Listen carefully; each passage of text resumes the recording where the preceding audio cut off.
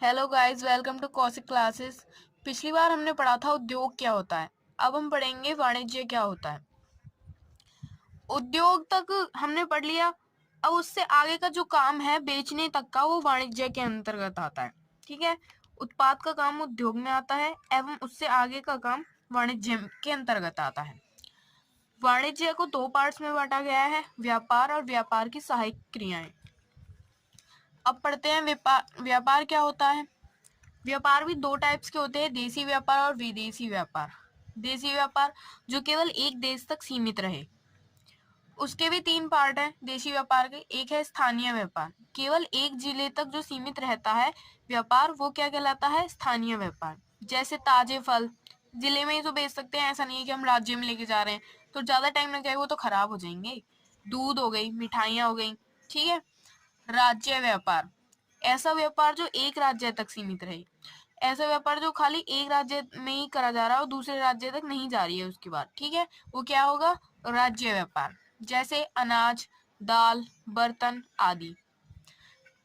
और तीसरा है अंतरराज्यीय व्यापार। जब कोई व्यापारी अपने राज्य से अलग दूसरे राज्य में व्यापार करे तो अंतरराज्यीय या राष्ट्रीय स्तर व्यापार कहलाएगा। ठीक है। जैसे कोई व्यापारी है, वो अपने राज्य में व्यापार नहीं कर रहा और किसी राज्य में व्यापार कर रहा है। जैसे हम अब उत्तर प्रदेश के रहने वाले हैं और अब हम पंजाब में जाकर व्यापार करने लगे, तो वो कौन सा व्यापार कहलाएगा, अंतरराज्यीय व्यापार। ठीक है। जैसे चीनी, कपड़े, मशीनरी आदि। आगे चलते हैं। अब पढ़ते हैं थोक व्यापार एवं फुटकर व्यापारी। ठीक है। थोक व्यापारी कंपनियों से बड़ी मात्रा में माल खरीदकर छोटी मात्रा में माल को फुटकर व्यापारियों को बेचते हैं। ठीक है। जो थोक व्यापारी होते हैं वो कंपनी से माल लेते हैं, और जो हमारे जैसे किसी की परचून की दुकान है, उन तक सामान कैसे आता है, वो फुटकर व्यापारी होते हैं। तो थोक व्यापारी उनको देकर जाते हैं माल। आपने देखा भी होगा, गाड़ी वगैरह में सामान देने आते हैं ना। अब विदेशी व्यापार। ठीक है। विदेशी व्यापार क्या होता है, जो दूसरे देश तक सीमित रहे, मतलब कि सॉरी, सीमित नहीं, जो दूसरे देश में भी बेचा जाए, वो विदेशी व्यापार होता है। ठीक है। एक टाइप है इसका आयात। जब कोई देश किसी अन्य देश से माल खरीदता है तो माल खरीदने वाला देश माल देने वाले देश का आयात देश होगा। ठीक है। जैसे अब हम भारत ईरान से पेट्रोल खरीदता है तो भारत के लिए आयात व्यापार कहलाएगा। अब जो खरीदेगा ना, वो आयात व्यापार कहलाएगा। ठीक है। निर्यात व्यापार, जब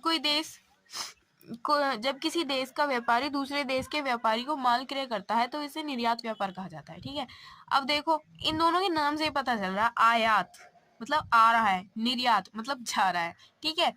अब जो जाएगा माल, जिसको हम बेच रहे हैं, खरीदने वाला, ठीक है, सॉरी बेचेंगे हम, जो बेच रहा है वो कौन सा कहलाएगा, निर्यात। ठीक है। जैसे भारत सूती वस्त्र, चाय, जूट आदि का विदेशों का विक्रय करता है तो इसे भारत के लिए निर्यात व्यापार कहा जाएगा। ठीक है। बेचने वाला जो देश होगा ना, उसके लिए दूसरा देश निर्यात व्यापार कहलाएगा। ठीक है। पुनः सॉरी पुनः निर्यात व्यापार, जब कोई देश किसी दूसरे देश से माल खरीदकर तीसरे को बेचता है तो पुनः निर्यात व्यापार कहलाता है। जैसे अब हमने माल खरीदा है, ठीक है, माल खरीदा हमने अमेरिका से, और अमेरिका से हमने बेच दिया बांग्लादेश को, तो ये पुनः निर्यात व्यापार कहलाएगा। ठीक है। अब देखते हैं व्यापार की सहायक क्रियाएं। ठीक है। यदि समस्या है व्यक्तियों की समस्या, तो उसे कौन दूर करता है, मध्यस्थ। मध्यस्थ मतलब कि बीच में जो काम करेंगे, माल को बेचने तक जो व्यक्ति काम करेंगे, वो मध्यस्थ कहलाते हैं। स्थान की बाधा, परिवहन एवं संदेशवाहन। संदेशवाहन मतलब कि जिससे किसी चीज को संदेश दिया जाए, जैसे टेलीफोन हो गया, ठीक है, तार पत्र वगैरह होते हैं जो, वो हो गए। ठीक है। समय की बाधा कौन दूर करता है, संग्रहण मतलब कि स्टोरेज। जैसे कि अब गन्ना है, वो पूरी साल होता है, पूरी साल में एक बार होता है, पर चीनी की मांग ऐसे तो है नहीं कि वो एक ही उसमें बिक जाएगा, उसकी तो पूरी साल मांग रहती है ना, तो इसलिए उसे स्टोर करना पड़ता है। जोखिम की बाधा, बीमा। ठीक है। जैसे कोई भी हमें लॉस होने का डर है तो हम उसके लिए बीमा करवा सकते हैं। वित्त की बाधा, उसके लिए बैंकिंग है, हम पैसे की कमी है तो बैंक से ले सकते हैं। सूचना की बाधा, विज्ञापन। ठीक है। यदि लोगों को पता ही नहीं चल रहा है कि भाई तुम्हारी जो कोई सॉरी जिस चीज का व्यापार कर रहे हैं उसके बारे में लोगों को पता ही नहीं चल रहा है, तो उसे विज्ञापन द्वारा बताया जा सकता है ना। अब आते हैं कि भारत में वाणिज्य विकास कैसे हुआ। ठीक है, सबसे पहले वस्तु विनिमय पद्धति चरण। ये कौन सा चरण था? जब वो हमारे देश में सिक्के नहीं चलते थे, खाली वस्तुओं के द्वारा वस्तुएं खरीदी जाती थी। ठीक है। गांव और अर्थव्यवस्था चरण। गांव के कुछ लोग खेती करते तो कुछ व्यवसाय करने लगे। सबसे पहले गांव में कुछ नहीं था, खाली खेती करते थे लोग। फिर कुछ लोग व्यवसाय करने लगे। ठीक है, जो लोग व्यवसाय करते थे वो गांव के किसानों से चावल, गेहूं इत्यादि के बदले नई चीजें मुहैया कराते थे। ठीक है, मतलब जैसे कि जो किसान है और कुछ व्यवसायी हैं, तो व्यवसायी उनसे सामान लेते थे और अपनी नई जो चीजें वो बना रहे हैं वो उन्हें मुहैया करा देते थे। मुद्रा खोज चरण। जब वस्तु विनिमय में परेशानी करने लगा था ना, तो मुद्रा की खोज की गई थी। सबसे पहले जो है गेहूं को मुद्रा का रूप दिया गया था। फिर सोने के सिक्के आए, चांदी के सिक्के आए इत्यादि, पीतल वगैरह सबके सिक्के बने थे। फिर अब जो हमारे चल रहे हैं वो सिक्के बने। शहरी अर्थव्यवस्था चरण। इस चरण पर व्यवसायी गांव से दूर जाकर शहर में व्यवसाय करने लगे। अब गांव से लोग दूर जाकर व्यवसाय कर रहे हैं शहर में। ठीक है, वहां जब भाई शहर में वो हो रहा है, व्यापार हो रहा है ज्यादा, तो वहां विकास भी होगा ना, परिवहन आएंगे, रोड आएगी, बहुत सारी चीजों का विकास होगा। ठीक है, और व्यवसाय में प्रतियोगिता होने लगी। पांचवा चरण है औद्योगिक क्रांति चरण।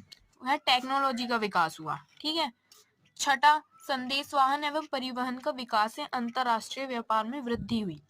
ठीक है, मतलब ये संदेश वाहन मैंने बताया आपको, जिससे किसी चीज के संदेश भेजा जाए, जैसे पत्र हो गए, तार पत्र हो गए, टेलीफोन हो गए, ऐसे बहुत सारे सामान है। ठीक है, और परिवहन जो कोई गाड़ी वगैरह। ठीक है, इनका विकास हुआ। तो अंतरराष्ट्रीय व्यापार में वृद्धि कैसे हुई कि अब हम यहाँ से फोन कर रहे हैं भाई, किसी और देश में फोन कर लिया कि हाँ तुम्हें ये सामान चाहिए या नहीं चाहिए।